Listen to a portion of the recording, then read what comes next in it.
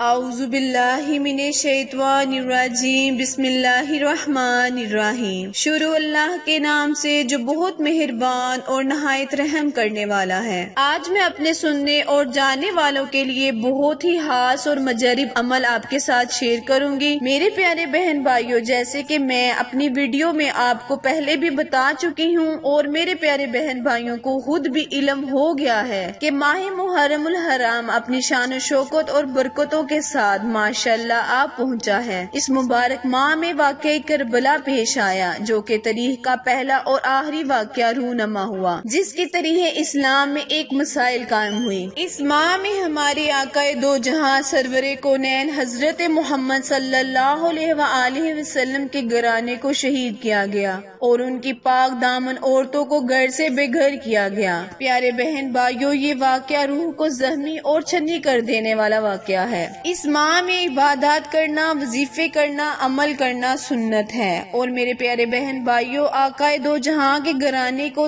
یاد کرنا اور ان کی یادوں میں آنسو بہانا بہت ہی اچھا عمل ہے۔ پیارے بہن بھائیوں، اس ماہ کی بہت سی فضیلات اور برکت ہیں جو ہم اپنے لفظوں میں بیان نہیں کر سکتے۔ اس ماہ میں روزے رکھنے کی بہت زیادہ فضیلت بیان کی گئی ہے۔ حضرت ابو ہریرہ رضی اللہ عنہ سے روایت ہے کہ ایک دفعہ آقا دو جہاں کے پیارے نواسوں حضرت امام حسن حسین علیہ السلام بیمار ہو گئے۔ پیارے آقا عبادت کے لیے آئے تو ساتھ صحابہ بھی تشریف لے آئے۔ جب دیکھا کہ حضرت امام حسن حسین بیماری کی وجہ سے بے حال ہیں تو صحابہ نے فرمایا، اے امام علی، آپ نظر مان لیں کہ میرے دونوں بیٹے ٹھیک ہوں گے تو میں اور فاطمہ 3 روزے رکھیں گے۔ میرے پیارے بہن بھائیوں، امام علی نے نظر مان لی۔ جب پہلا روزہ رکھا تو افطار کے وقت دروازے پر دستک ہوئی اور سائل پکارنے لگا کہ اے آل نبی، میں بھوکا ہوں، مجھے کھانے کو کچھ دیں۔ آپ علیہ السلام کے دستک وہاں پر جو موجود تھا وہ آپ نے اس کو دے دیا۔ دوسرا روزہ بھی ایسا ہی گزرا۔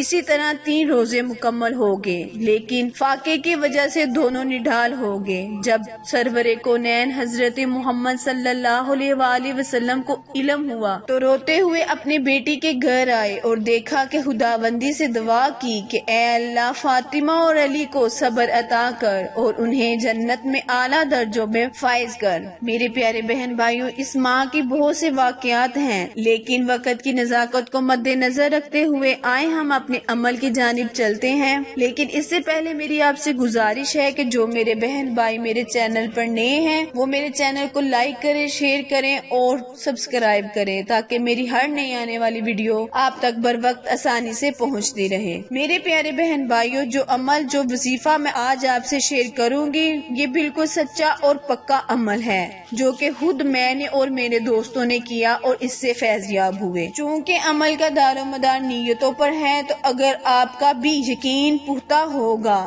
تو یہ عمل کیا کوئی بھی عمل کرنے سے آپ کی ہر حاجت اور مشکل آسان ہوگی۔ چونکہ عمل کا دار و مدار نیتوں پر ہے، تو اگر آپ کا بھی یقین پختہ ہوگا تو یہ عمل کیا کوئی بھی عمل وظیفہ کرنے سے آپ کی ہر حاجت اور مشکل آسان ہوگی انشاءاللہ۔ کرنا آپ نے یہ ہے کہ محرم الحرام کے پورے ماہ بعد نماز ظہر بی بی فاطمہ الزہرا کے نام کے 4 نوافل ادا کرنے ہیں، اور جو آپ کا مقصد، جو آپ کی نیت ہوگی، اس کو دل میں رکھتے ہوئے اپنے اللہ سے التجا کرنی ہے، دعا کرنی ہے کہ اللہ رب العزت اپنے حبیب کی آل اور بی بی فاطمہ کی سفید اور بے داغ چادر کے واسطے ہماری دعاؤں کو، ہماری التجاؤں کو قبول و منظور فرما۔ اللہ رب العزت سے دعا ہے، التجا ہے کہ اللہ تعالیٰ میرے اور آپ کے تمام گناہ معاف فرمائے۔